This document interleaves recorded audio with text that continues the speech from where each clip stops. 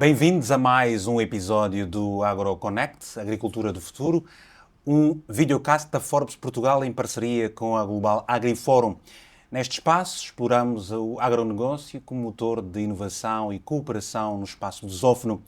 Hoje o foco recai sobre a lusofonia, desafios e oportunidades para um investidor. Para este debate, contamos com 3 convidados de destaque. Assunção Cristas, sócia da VDA, Vieira de Almeida e professora associada da Nova School of Law. Nelma Fernandes, presidente da Confederação Empresarial da CPLP, Comunidade dos Países de Língua Portuguesa. E Francisco Ferreira dos Santos, é membro do Conselho de Administração do Grupo JFS. Portanto, sejam bem-vindos para esta conversa. Obrigado. Que se espera bastante produtiva. Francisco, aliás, todos, eu deixo, começando por si, Francisco, uma breve apresentação sobre o seu trabalho e a sua pessoa.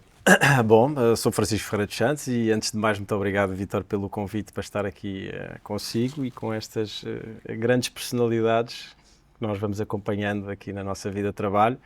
Eu estou aqui em representação de um grupo económico de origem portuguesa, faz já mais de 100 anos em Moçambique, portanto, o nosso grupo foi fundado pelo meu bisavô, o jovem João Ferreira dos Santos, um rapaz muito humilde, de origem muito humilde, muito pobre, que lá conseguiu, com 17 anos, chegar ao Porto de Lisboa para ir para qualquer lado que o levasse e procurar melhores oportunidades. Calhou, por sorte, ir para a ilha de Moçambique, que naquela altura era o polo económico e central de Moçambique, aí acabou por ser empregado numa loja.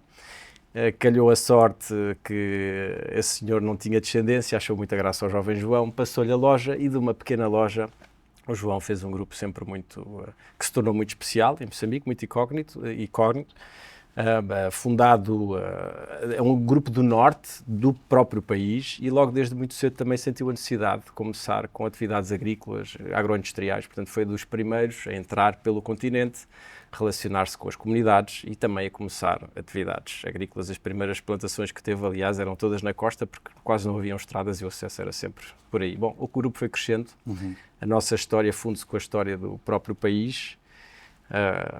Não deixámos as nossas atividades durante a independência, durante a guerra que seguiu, de 16 anos, não é? Foi sempre um percurso muito duro. O grupo mantém-se 100% familiar e 100% ligado ao país. Temos 3 grandes pilares de atividade. O que me traz aqui hoje será naturalmente a agroindústria, que é claramente uma área de paixão e mais do que uma oportunidade, é claramente também uma área onde aplicamos uma filosofia de vida. É uma área que nos permite ter uma ligação profunda às comunidades rurais e rapidamente ver o impacto transformador que o negócio pode ter na vida do país, não é? Portanto, é isto. Esta é a realidade do resumo. Assunção Cristas, por favor, a política, a educação. Então, se calhar, obrigada por estar aqui convosco. Também é uma alegria estar neste painel tão notável.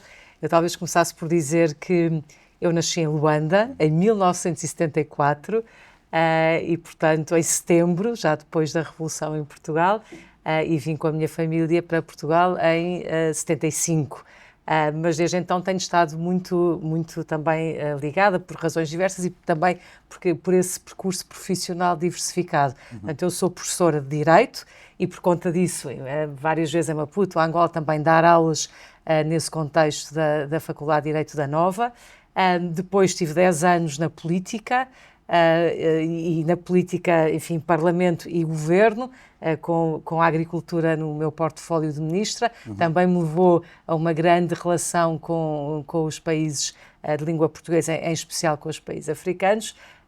E neste momento, regressada à faculdade, sou também advogada, enfim, já era, mas agora com mais intensidade de prática da advocacia na Vieira de Almeida, onde tenho aqui 2 responsabilidades. Uma é a área de prática de ambiente e clima, onde está a agricultura, também está o mar, e a outra é mais transversal, que tem a ver com os temas da sustentabilidade, onde trabalho com todas as áreas de prática da firma. E, portanto, aqui assim este chapéu duplo de advocacia e academia, que é muito desafiante também. Nelma Fernandes, então, a experiência que vem da África também para cá, portanto, o que é que nos pode dizer em resumo sobre o seu trajeto?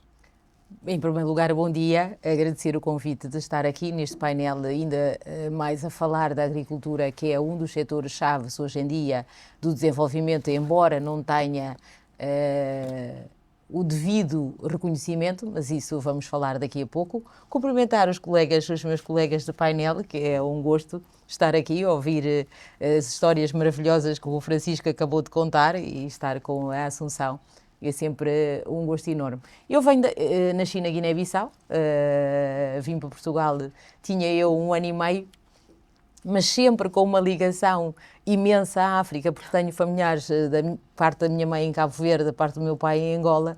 Portanto, os países de língua portuguesa, para mim, sempre foram casa, não é? Porque apesar de ter vindo cedo para Portugal, de férias, ia sempre passar as férias grandes em África. E depois, na minha vida profissional, venho da banca e depois, hoje em dia, presidir a Confederação Empresarial da CPLP, que também acaba por estar nos 9 países que falam a língua portuguesa. E o trabalho da Confederação Empresarial da CPLP é, essencialmente, trabalhar e promover, alavancar e apoiar empresas naquilo que é o desenvolvimento socioeconómico dos países e apoiar também os Estados-membros. Uhum. Bom, vamos então aqui à conversa, debate, se assim podemos entender. Francisco, qual é a realidade, por esta altura, moçambicana? Sobre no começamos logo por uma intensa, não é? Uhum. Bom, se calhar, Vítor, se me permite, eu vou dar só aqui um salto atrás e posso depois chegar lá, aqui a Moçambique. Quando me convidaram para este painel, eu estava a pensar como é que pegava aqui neste assunto e comecei a tentar perceber porque é que para mim significa a CPLP, não é? A lusofonia é outro termo que está, e por acaso tem graça que associei, comecei logo a ver assim zonas, não é? Vejo Portugal como uma base interessante, como uma ligação à Europa, mas sinto como um mercado um bocado esgotado, sinto um Brasil como uma potência agrícola a crescer e dinâmica e a tomar conta de tantos mercados. Vejo, se calhar, São Tomé, Cabo Verde, mais com plataformas de mercados muito específicos, de logística. E depois vejo os outros países da África, a Guiné, Angola, Moçambique, como plataformas de crescimento, não é? Portanto, e se calhar numa escala global, claro que naturalmente haverão oportunidades sempre em todos os países, em todas as áreas, mas claramente que a África aparece no farol, não é? Estamos com 1,5 mil milhões de pessoas, teremos 2,5 rapidamente, 25% da população do mundo, 60% da terra arável, não é? Portanto, claramente que muito crescimento vai ter que ocorrer ali em África. Agora, a África não é uma zona económica, não é? Mesmo comparando nesta África lusófona, portanto, Angola e Moçambique, são realidades completamente diferentes. Eu não conheço tão bem Angola como conheço Moçambique, não é? Mas Angola está virada ao Atlântico, Angola tem uma população, tem um PIB per capita que é logo 4 vezes o de Moçambique. Moçambique também é um dos mais baixos do mundo, isto faz uma diferença enorme. Está muito afastado, se calhar, de outros grandes centros urbanos ou económicos. Moçambique é totalmente diferente disto. Está no Índico, portanto, está voltado para a Ásia, está muito distante da Europa, tem a África do Sul muito perto, para o bem e para o mal, e tem uma população, ao contrário de Angola, que é 70% urbana, Moçambique é por 70% rural. E nós, em Moçambique, temos os grandes centros de consumo que estão nas cidades, são todas portuárias, onde chegam produtos de todo o mundo com uma competitividade brutal. Portanto, Moçambique está num desafio enorme, porque está num crescimento demográfico dentro da África, é dos países que mais cresce, não é? Nós estamos a crescer a 1 milhão de pessoas por ano, novas. Estão a ver o que é isto? Num estado e num país que tem 1/4 do tamanho da Índia, não é? Mas a Índia com 1,2 ou 1,3 mil milhões de pessoas, não é? E nós com 30 e poucos milhões de pessoas. Portanto, numa população muito dispersa, ou seja, o Estado tem naturalmente um desafio enorme de levar desenvolvimento económico a todas estas áreas, não é? Portanto, eu acho que o desafio de Moçambique efetivamente é conseguir adquirir uma posição mais nacionalista, de produzir mais o que consome, e isto é um grande desafio no mundo atual. Assunção Cristas, com base na sua experiência, quer na agricultura, como ministra, e também na política de modo particular, quando estamos a falar do agronegócio, o que é que lhe convém dizer? Há mais problemas do ponto de vista político, mais de dificuldade de recursos humanos dos países? Qual é a sua perspectiva? O Francisco já pegou aqui assim, em pontos muito, muito importantes que eu sublinhava e que têm a ver com o próprio contexto regional e posicionamento global de África e nós vemos um continente muito jovem, isto significa com muitos desafios, por exemplo, da formação destas pessoas para ajudarem a desenvolver a economia. Depois vemos desafios desde logo alimentares, isso nós conseguimos ver na pandemia, tudo pode parar o restaurante, pode parar a viagem, pode parar até o nosso trabalho fora de casa, mas o que não para é a necessidade alimentar, e isto está ligado a um tema relevante que é esta necessidade alimentar, com certeza que o mundo ganha em ser aberto e competitivo, etc., mas também precisa cada vez mais de ter âncoras locais, regionais, cadeias curtas, para poder, desde logo, prover às necessidades básicas da população, e quando a população está em crescimento muito significativo, mais ainda. E, portanto, a África, de facto, é o continente neste momento que mais cresce populacionalmente, vai duplicar rapidamente a sua população, e isto significa que é mais necessidade de alimento. Aliás, o mundo em global vai precisar, mas a África de forma muito em particular. Por outro lado, a África tem, e aqui olhando em especial para Angola e Moçambique, porque tem uma grande expressão territorial, tem território, que é uma coisa importante para fazer agricultura. O Francisco dizia que em Portugal é um mercado maduro um pouco esgotado. Uma das razões é que não há muito espaço, não há muito mais espaço, o bom espaço de terras aráveis está mais ou menos ocupado. Ora, isso nós olhamos para Angola, olhamos para Moçambique e vemos de facto um potencial enorme. Que tem sido sublinhado pelos próprios governos locais, que têm desafiado muito, e quando eu estava no governo fiz visitas, quer a Angola, quer a Moçambique, sempre no sentido de ajudar, até do ponto de vista da capacitação, da colaboração entre entidades públicas, para ajudar ao desenvolvimento da agricultura, porque está completamente no discurso político e na preocupação das políticas públicas diversificar a economia, e diversificar em muitas áreas, mas na área agro e agroalimentar de forma muito expressiva, porque se percebe que aqui há um potencial relevante para desenvolver. Ora, para desenvolver não basta ter terra, não basta ter pessoas, é preciso que haja conhecimento, é preciso que se desenvolva esse conhecimento, e esse percurso também tem vindo a ser feito através das escolas, das universidades, etc. É preciso hoje também olhar para como é que se faz agricultura no mundo, e é de maneira diferente, ou seja, eu creio que já ninguém quer, as próprias populações já não querem ir e bem para um terreno com ferramentas básicas para desenvolver a sua agricultura. Isso pode funcionar para uma agricultura mais de subsistência familiar, mas quando olhamos para desenvolvimento a sério desta área económica, podemos olhar, por exemplo, para o Brasil, que tem uma escala ainda maior e que pode ser bastante inspirador e ajudar a trazer conhecimento, tecnologia, etc.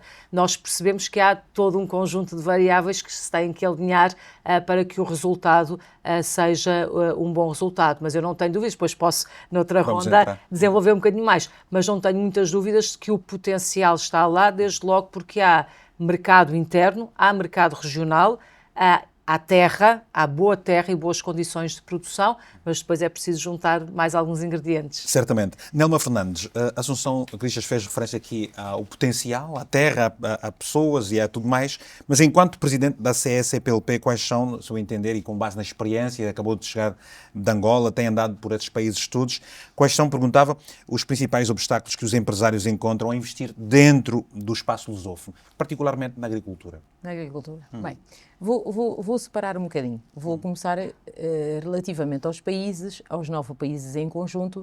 Nós temos aqui uma discrepância grande relativamente àquilo que é o resultado da agricultura, do agronegócio dentro de cada um deles. Temos o Brasil, que é um gigante mundial, não é? A nível da agricultura, do agronegócio, é o celeiro do mundo, e temos os produtos como o soja, por exemplo, o trigo, algumas coisas que desenvolve o Brasil, que o mundo inteiro importa, não é?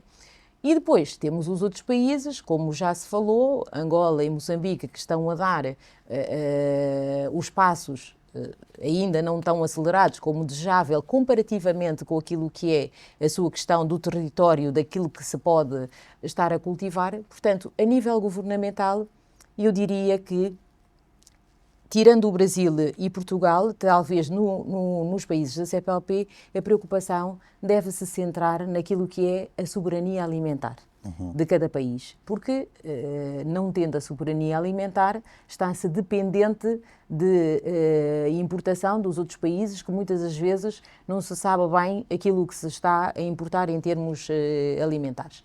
Em termos de particulares e privados de investimento, nota-se hoje já algum crescimento nestes dois países, Angola, Moçambique. Nos outros ainda de uma forma mais pontual e mais específica. E por que razão? Porque é que os outros estão mais timidamente a dar os passos neste campo particular da agricultura? O que é que se passa? Eu penso, Vítor, que o tema pode estar associado ao conhecimento e as oportunidades que as próprias entidades possam encarar dentro desta área, não é?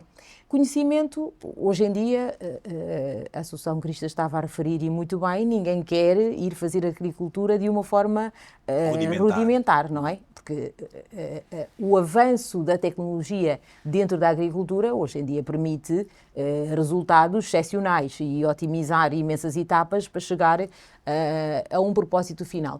Portanto, e nos países africanos dentro da CPLP, que são 6, e Timor-Leste, essas tecnologias ainda não estão incorporadas de forma natural como acontece, por exemplo, na Europa e no Brasil. Portanto, acho que falta essa ligação para se entender que, sim senhor, a economia pode ser, a agricultura pode ser otimizada, pode-se introduzir a tecnologia que vai acelerar muito mais o processo e depois o resultado e de toda a cadeia de valor para a sua exportação. Também, outro dos desafios tem a ver com o tema da certificação, não é? Que a maior parte da agricultura que acontece nos países africanos da CPLP ainda não tem a certificação para exportar.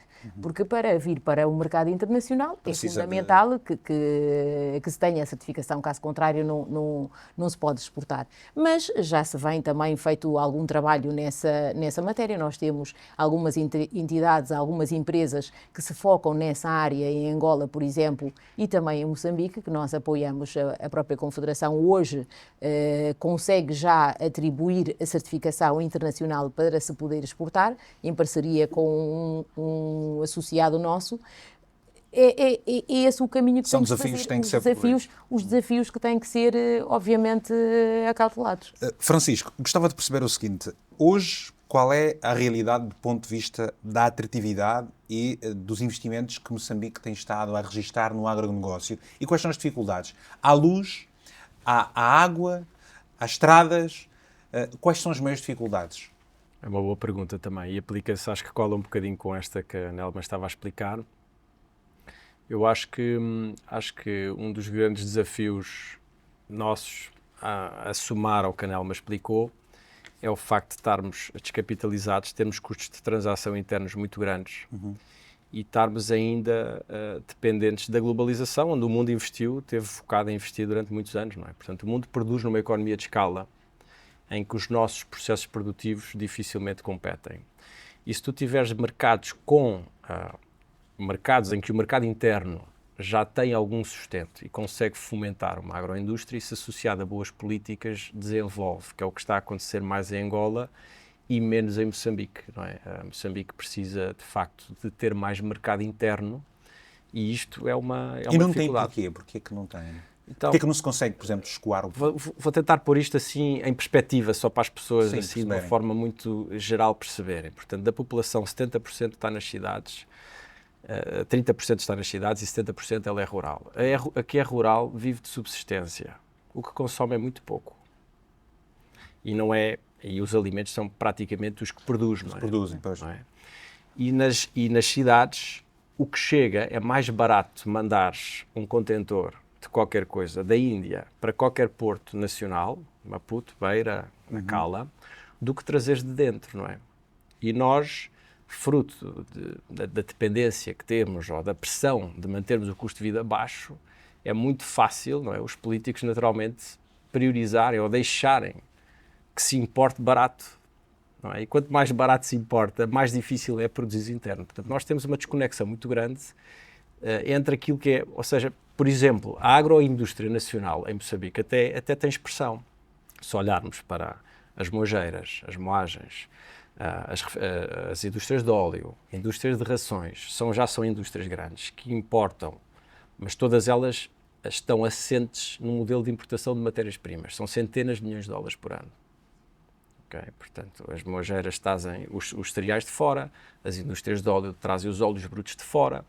Todas estas matérias-primas traduzidas em produto agrícola seria mais do que suficiente para dar negócio para os nossos 5 milhões de agricultores. A dificuldade é quem é que paga esta transição. Isto custa dinheiro, isto vai custar dinheiro. É preciso a visão económica, pensamento económico, é preciso coragem política, mas acima de tudo é preciso taco para financiar esta transição. E, portanto, eu diria que o maior desafio em Moçambique de todos eles é conseguir desbloquearmos este mercado de consumo para a produção nacional. E, portanto, o que subsiste, ou que tem tido mais sucesso do ponto de vista de investimento externo, tem sido investimentos em algumas áreas, nomeadamente investimentos de valor acrescentado, onde tu também consigas trazer, por exemplo, complementaridade sazonal, por exemplo, frutas tropicais têm margens, são grandes investimentos de capital, têm margens também muito mais altas e para um investidor brasileiro ou europeu pode ser muito interessante investir, por exemplo, em Moçambique, onde está mais protegido, tem margens um pouco maiores e consegue ter uma sazonalidade. Portanto, estes têm sido talvez os investimentos mais óbvios, desde que haja uma agronomia controlada e que permita rapidamente tu implementares um projeto desta natureza nesse sítio, e tem sido muito mais desafiante aqueles projetos que pretendem produzir os commodities que Moçambique consome, mas que também os importa muito baratos.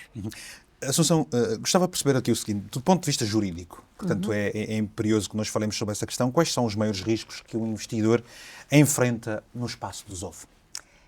Eu penso que há aqui vários riscos e vários aspectos, e também ligando um bocadinho com o que o Francisco dizia e com a sua pergunta anterior. Na verdade, não se trata só de produzir, é preciso produzir, e para produzir é preciso ter acesso à terra, e logo aí temos um tema e temos um eventual risco. A legislação relativa à posse da terra, ou acesso à terra, não é igual em todos os países, tem pequenas variantes, mas uma propriedade privada plena, como nós temos em muitos países, como temos, por exemplo, em Portugal e no Brasil e em tantos outros países, tipicamente não existe nos países africanos. Portanto, há direitos de uso da terra que podem ser robustos, mas há às vezes assim umas pequenas armadilhas legais que podem levar a que um investidor pense se está mesmo seguro em aceder àquela terra, àquele pedaço de terra. São elementos dissuasores, de certo modo. São elementos dissuasores porque, de vez em quando, pode haver ali algum embaraço, e isso, atendendo também a um histórico dos países, que se liga também ao risco político, leva, eu creio que, a alguma cautela. Mas o que nós podemos observar também é, de facto, grupos, seja estrangeiros, mas também nacionais, isso vê-se, por exemplo, em Angola, a começarem a desenvolver esse trabalho. Portanto, acho que é preciso distinguir se estamos a falar de investimento estrangeiro ou se estamos a falar de investimento nacional em cada um dos países.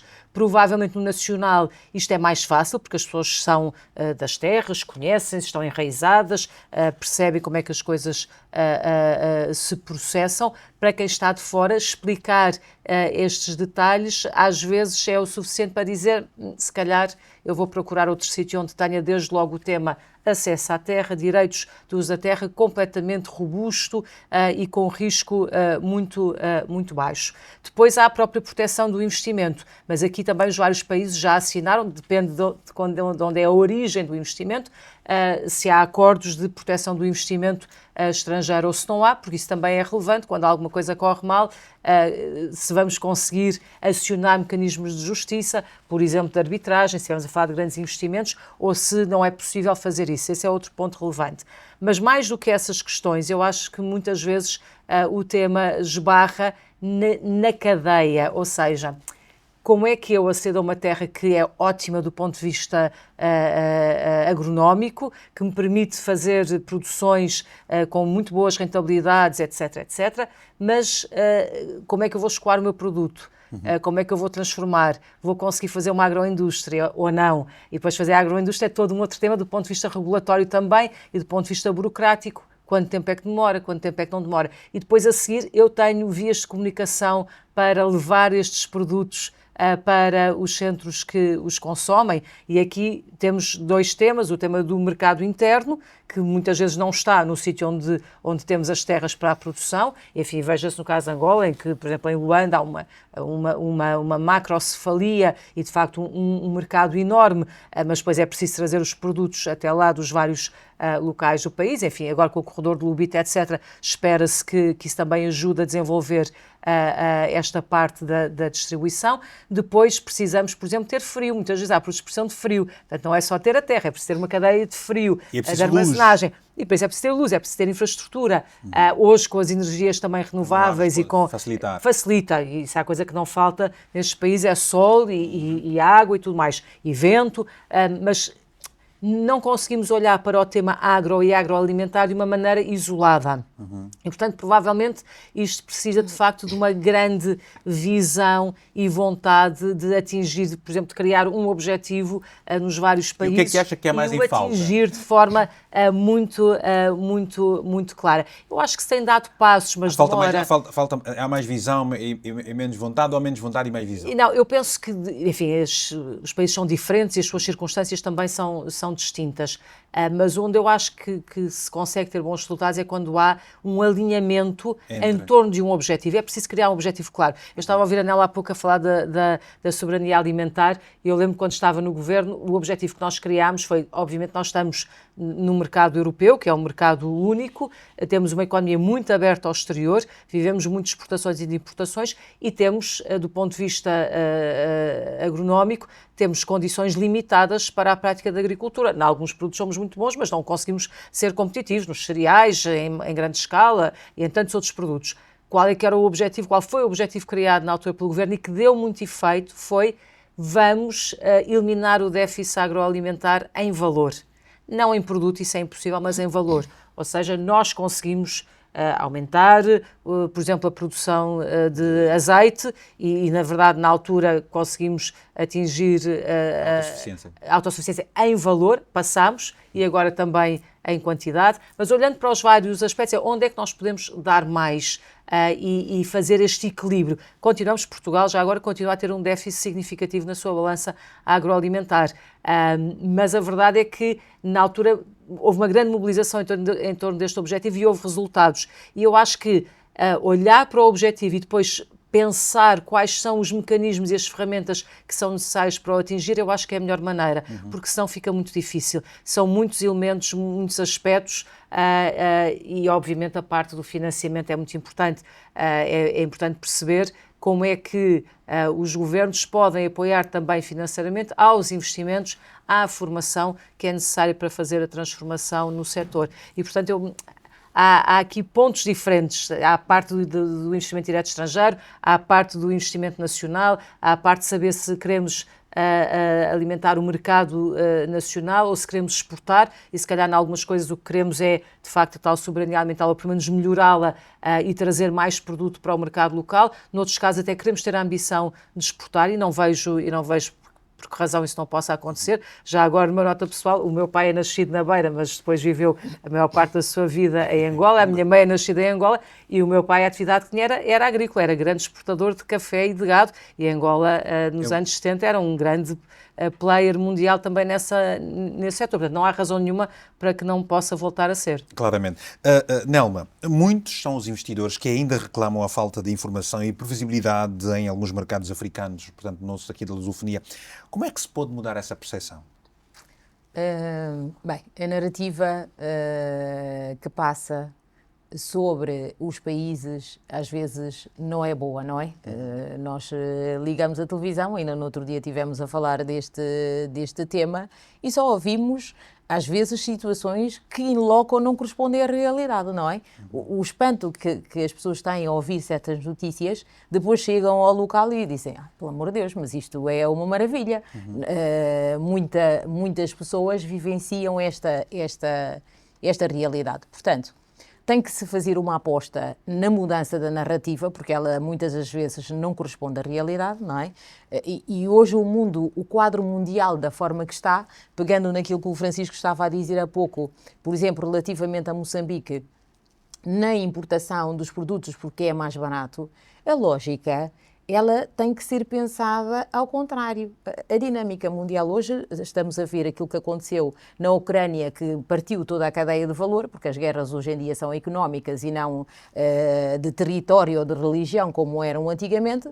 Estamos a ver o que é que se passa no Estreito de Hormuz, portanto, a cadeia, aquilo que os países devem pensar e devem apostar é, obviamente, na sua independência, na sua soberania. Sim, mas quando se trata, por exemplo, do investidor, Nelma, e recentrando aqui a minha questão, a informação faz toda a diferença para um investidor. Ora, se eu quiser saber de algo relativamente à Guiné-Bissau, onde é que eu encontro esta informação? Há documentos, a estatística é confiável? Portanto, é esta necessidade para a pessoa programar a sua vida e o seu trabalho. Certo. Portanto, como é que os países podem se organizar para ter essa informação disponível?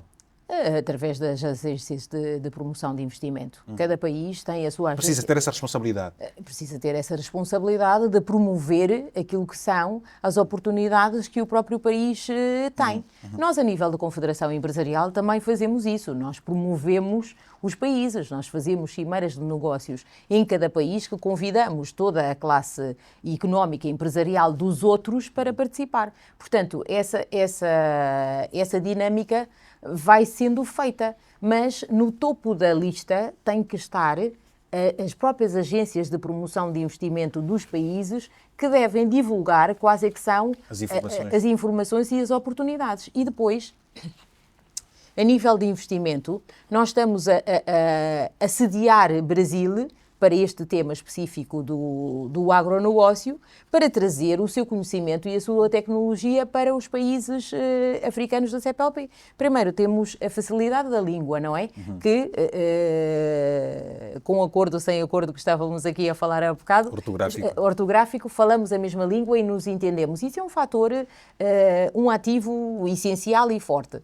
Mas tem aqui um outro aspecto que, ao longo do tempo, nós vamos perceber porque é que não existia uma maior ligação deste cenário, de tentar captar o conhecimento do Brasil, porque o Brasil, hoje em dia, o nível da produção mundial que tem, sendo o celeiro, já começa também a ficar com escassez de espaço. O Brasil é grande, mas também produz muito.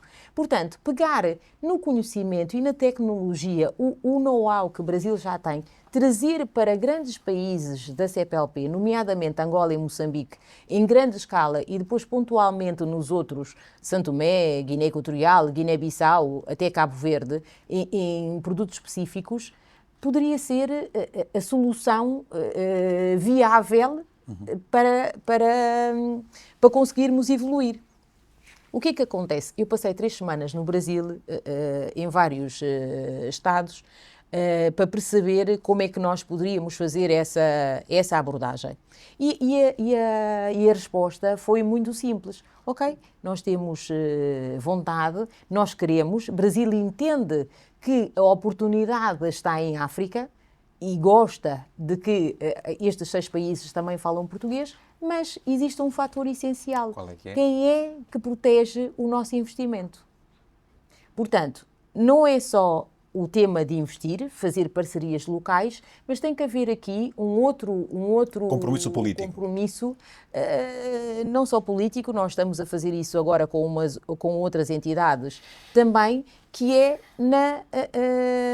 na segurança do dinheiro que se investe, não é?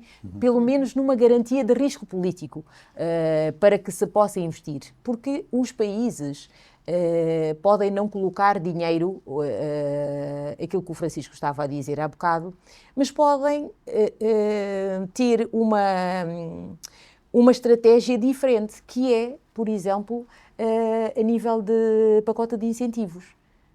Os governos destes países, dos nossos países, nós fazemos isso dentro das zonas especiais económicas que estamos a criar e negociamos diretamente com os governos, são os pacotes de incentivos. Eu, enquanto governo, posso não ter dinheiro para investir, mas se eu tiver uma estratégia planeada, Isso é possível de fazer. A tal visão de que a Assunção esteve a fazer Exatamente, referência. a captar investimento.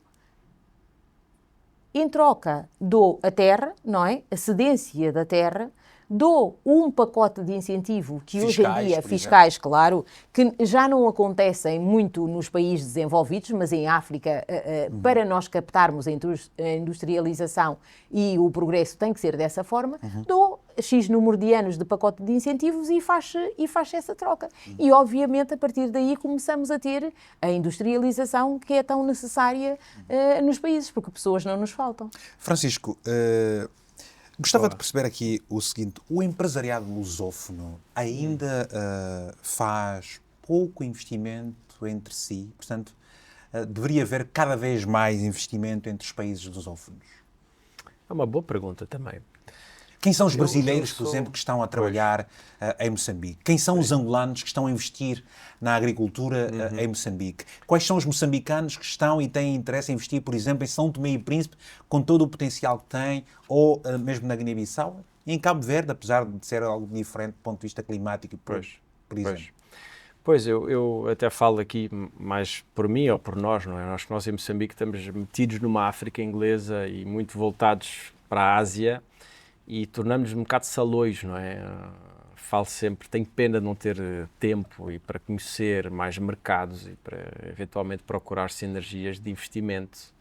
Eu acho que isto talvez seja um bocadinho transversal, a não ser que sejam grupos económicos ou investidores que estejam ativamente à procura desses investimentos fora. Mas se calhar este é o papel também deste projeto que se está a tentar pôr de pé para não duplicar esforços que já existem por tantas agências, e a começar pela própria CPLP, não é? Mas tentar, se calhar, procurar aqui um vetor mais pragmático de cooperação, ou se calhar mais de intervenção, porque isso também tem que ser... Muitas vezes isto é posto só apenas do ponto de vista da filosofia, mas sem o lado prático, não é?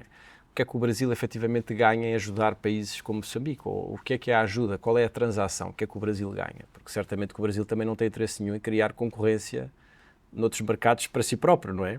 Então eu acho que isto tem que ser dito, porque uma coisa é uma cooperação entre governos, outra coisa é uma cooperação entre agentes económicos. Mas há sempre oportunidades, eu acho que tem que se navegar nisso um bocado e ganhar efetivamente tempo para, ou criar formas de haver um contacto mais direto. Acima de tudo, tu procuras confiança. A Assunção explicou isto bem, não é? Os projetos, os investimentos quando são de fora, mas mesmo os de dentro muitas vezes falham na análise de contexto, e são contextos muito complexos. Em Moçambique e fora, imagino que estes contextos nossos, africanos, sejam muito complexos, e normalmente os projetos falham logo aí, não é? Não identificam bem os contextos nem os riscos que estão, e isso falha. Portanto, ou seja, para adaptar o projeto à realidade sociocultural. Ou desenvolver, até podes ser um empreendedor, um moçambicano que vive em Maputo, mas em algum momento queres fazer um projeto agrícola, mas vais para uma área rural onde tu não tens experiência, não é? Portanto, uma plataforma como esta, se conseguir mapear e identificar as pessoas, os campeões em cada mercado, olhando mais numa perspectiva de setor privado, eu acho que isso tem utilidade, porque de uma forma ou de outra isso é feito um pouco ad hoc, não é? Se eu for para a Guiné fazer um investimento, ou se pensar nisso, certamente vou telefonar à Nelma. Nelma, conhece alguém lá que me ajude neste processo, não é?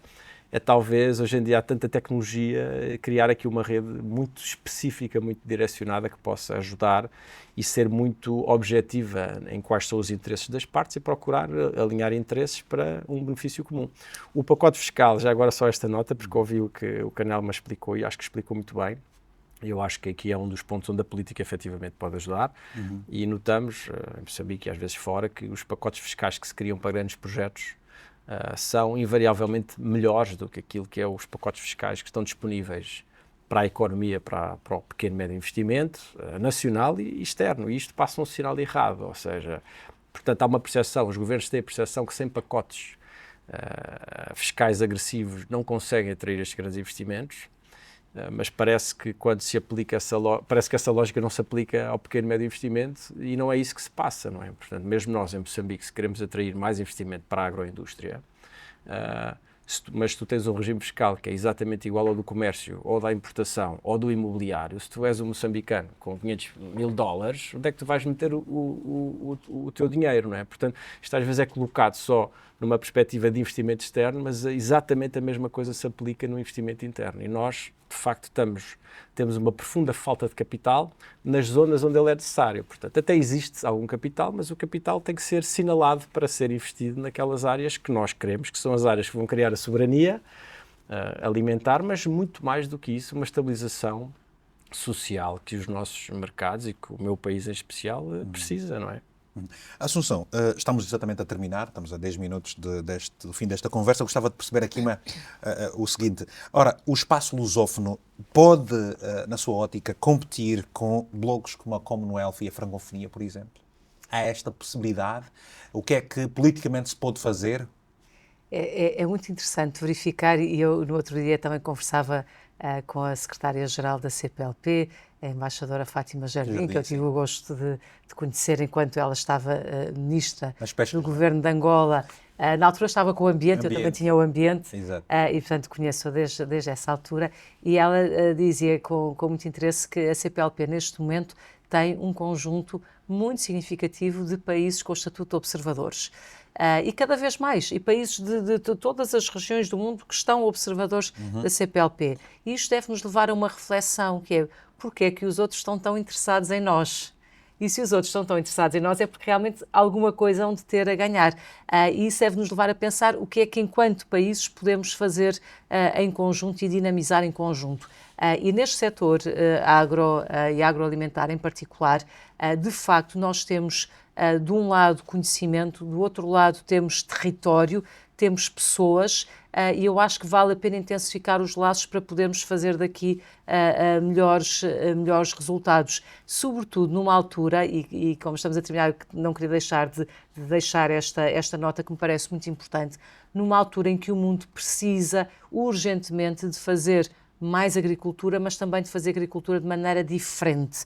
Uma agricultura muito mais sustentável, muito mais amiga do ambiente, uma agricultura regenerativa em alguns casos, o que eu acho que é uma enorme oportunidade para os países africanos que ainda não a têm, porque podem-na fazer hoje em dia beneficiando do melhor conhecimento e das melhores práticas que existem no Brasil, em Portugal, na Europa, em todo o lado, e podem trazer isso. E isso a acontecer fará, eu acho que uma diferença muito grande, porque este tipo de agricultura olha para os temas de ambiente, mas olha também para os temas da sociedade. Francisco falava da estabilização da sociedade, das comunidades e do envolvimento das comunidades, e isso pode atrair investimentos muito significativos, seja de empresas, seja de fundos. Há muito dinheiro no mundo.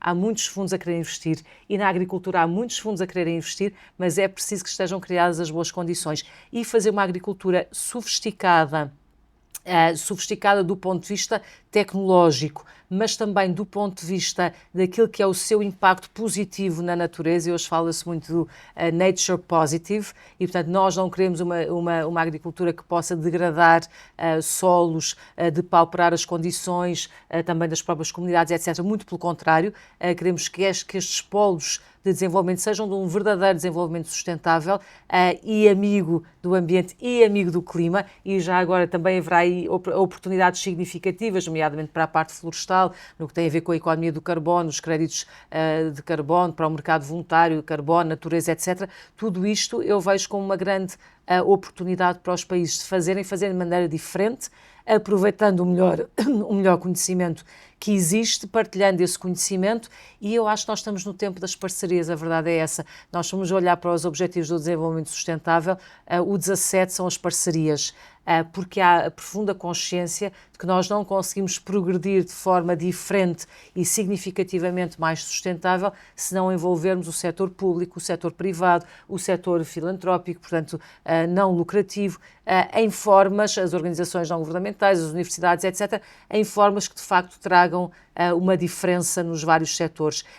E se nós olhamos para estes países como um grande potencial e muitas vezes como uma folha ainda em branco, eu acho que isto é uma extraordinária oportunidade para fazer de maneira diferente e para se afirmarem com uma marca de grande qualidade e de grande sustentabilidade. E aí eu acho que, juntando mais alguns ingredientes, não faltará quem queira investir e trabalhar a sério nestes países, em conjunto com as comunidades locais. E é nesta linha de investimento, Nelma, a CPLP precisa de um banco de investimento próprio focado para o setor da agrícola? Focado em vários outros setores também. Nós estamos a trabalhar nisso. Não numa primeira fase, um outro instrumento que este ano ainda vai estar, porque nós precisamos de um instrumento financeiro que apoie o setor privado dentro dos países e também os Estados-membros. Mas olha, tu és um querido, eu gosto muito de ti, fiquei contente quando te vi, quando cheguei aqui, vais-me deixar responder as várias questões dele. As várias questões que se falou aqui. Primeiro, pelo Francisco. Não, vou começar primeiro pela própria Confederação Empresarial, para as pessoas perceberem. A Confederação Empresarial da CPLP foi criada em 2004 exatamente para fazer a ponte entre o setor privado e o setor público. É a única entidade dentro dos 9 países que faz esta ponte entre o setor privado e o setor público. Portanto, as várias empresas privadas que são associadas à Confederação Empresarial, quando querem estar num outro mercado da CPLP, podem se apoiar na CE, que nós vamos fazer tudo. Vamos negociar os pacotes, vamos marcar as reuniões, vamos acompanhá-los. Temos estado constantemente a fazer isso. Respondendo à questão do Francisco, não é que o Brasil vá ajudar os outros países da CPLP, vai fazer a parceria que a Assunção estava a referir. Vamos imaginar a lógica dos 60-40 ou 30-70 da produção. Brasil vai ter mais matéria-prima, mais produção para continuar a vender ao mundo, desde que parte dessa produção, obviamente, fica para o consumo local. Mas não é na lógica de ajuda, mas assim na lógica de um ganho. É estender aquilo que é a sua produção para fora do Brasil e continuar a ser o celeiro mundial no que respeita a nível de exportação. E a Assunção tocou num tema fundamental na agricultura sustentável que a África pode aproveitar hoje em dia. Nós, quando estamos para trás, os que vão na frente já cometeram os erros, não é? E pode haver aqui um salto gigante na mitigação desses mesmos erros que já não se vão cometer, porque o mundo já nos ensina a forma mais fácil de fazer. Portanto, a oportunidade está mesmo aí. As empresas, o setor privado ou quem investe ter a oportunidade de ir para uma realidade que tem os tais pacotes de incentivos que eu estava a referir e que, obviamente, pode olhar para aquilo que já foi feito e mitigar esses erros e dar, obviamente, este salto. Nós, dentro das zonas industriais, temos duas que a Confederação Empresarial está a fazer, na Guiné-Bissau e na Guiné Equatorial. Nós negociamos todo o pacote de incentivos com o governo. As empresas que vão estar dentro destas zonas sabem exatamente ao que vão, qual é que é os incentivos que vão ter, toda a cadeia depois de consumo, de local ou de exportação, porque também já fizemos esse trabalho, e procuramos essencialmente empresas dentro dos países da CPLP, antes de ir buscar os outros, porque também vou falar rapidamente dos 28 países observadores hoje em dia que a CPLP tem, estão à procura de oportunidades económicas, porque nunca vão falar o português, não é? Portanto, aquilo que procuram hoje, para ter ideia, Estados Unidos é um país observador. A Suíça acaba de entregar o dossiê para ser um Estado observador da CPLP. Portanto, é porque, efetivamente, temos oportunidades gigantes dentro desta comunidade. A nossa diversidade de estar uma única comunidade que está em 4 continentes, que pode abraçar a Mercosul, a Europa, os blocos económicos de África, a ASEAN, através de Timor-Leste, somos efetivamente o ouro a nível global. E este banco da CPLP, quando é que ele nascerá efetivamente para apoiar não apenas a agricultura, mas todos os outros setores? Todos os outros setores. O instrumento vai estar em vigor ainda este ano. O instrumento, ainda não o banco, mas um instrumento financeiro, nós antes do banco podemos ter os fundos de investimento, vamos ainda em 2026 ter um instrumento financeiro para apoiar os projetos dentro da CPLP. Francisco, em um minuto, rapidamente, gostava de que conselho é que o Francisco daria a um jovem empreendedor, porque o mundo está como está e a agricultura é garantidamente um setor primordial para a vida? Não perco energia. Eu acho que o agricultor é sempre muito otimista e muito resiliente, então acho que é por aí. Temos que conseguir, temos que captar esta oportunidade. A Assunção referiu a África, importa 35 mil milhões de dólares e rapidamente, se não reverter isto com o crescimento populacional, vão ser 100 mil milhões de dólares por ano. de comida, não é? Uma oportunidade gigante, e quem lá estiver, quem for resiliente o suficiente, vai conseguir. Então esta seria a mensagem. E talvez só mais 2 notas rápidas. Acabámos por não falar muito de Timor, não é? Mas ficámos muito neste eixo Brasil, África, mas de facto aquela ligação com a Ásia acho que é relevante, e portanto, olhando para aquilo que são as peças da comunidade, por sorte, é realmente complementar, não é? Temos aqui vários eixos, até na própria questão tecnológica, falando mais uma vez Brasil-África, ou Brasil-Moçambique e algumas zonas de Angola. As zonas agroecológicas são muito parecidas, portanto a transferência de tecnologia é mais fácil. Então, e quando eu fiz aquela nota há bocado, Nelma, era mais até no sentido de autocrítica, porque Moçambique é dos países do mundo e em África que mais recebeu ajuda externa. E isso vai modelando mentalidades. E muitas vezes nós, moçambicanos, tornamos egocêntricos. Vamos ao Brasil, onde é que eles nos podem ajudar? E a perspectiva tem que ser, quando é que eu me vou ajudar a mim próprio e onde é que eu consigo que este meu parceiro ganhe qualquer coisa com isto. É uma visão então, era diferente. por aí. E dar uma última nota, que também o espírito tem que ser, nós também temos que ser realistas por um lado, mas orgulho, temos que ter orgulho próprio nas coisas extraordinárias que temos. Portanto, falámos muito de transferência de Brasil para a África, ou para Moçambique, mas há muitas coisas que Moçambique pode transferir mesmo para o Brasil ou para Portugal. Por exemplo, a Associação Cristas falou em tudo o que seja o conceito mais regenerativo e mercados de carbono. Moçambique está bastante avançado na aplicação de todo este tipo de conceitos, numa agricultura familiar e provavelmente até mais avançado noutros mercados. Então há muitas coisinhas de análise de contexto, de soluções práticas, se queres já smart, em que efetivamente Moçambique e os outros países certamente podem dar. Muito bem. Bom, gostaríamos então de expressar o nosso profundo agradecimento à Assunção Cristas, Nelma Fernandes e também o Francisco Ferreira dos Santos. A vossa visão estratégica e claramente o debate partilhado trouxeram aqui uma clareza fundamental a um tema tão complexo, dinâmico e vital para o mercado global. O debate centrou-se na lusofonia e no seu papel enquanto catalisador de parcerias económicas, transferência de tecnologia e sustentabilidade. Esta discussão reforçou que a cooperação entre os países de língua portuguesa é um dos pilares mais sólidos para redefinir as cadeias de valor no setor agroalimentar. Este painel foi, portanto, mais um que nós aqui tivemos, que nós trouxemos aqui com muito gosto. Esta discussão, como sabe, ela traz aqui um ponto de partida ideal para uma rota que nos vai conduzir diretamente ao Global AgriForum, que terá lugar em Lisboa nos próximos dias 1 e 2 de outubro de 2026. Muito obrigado pela atenção, um abraço mundialmente fraterno.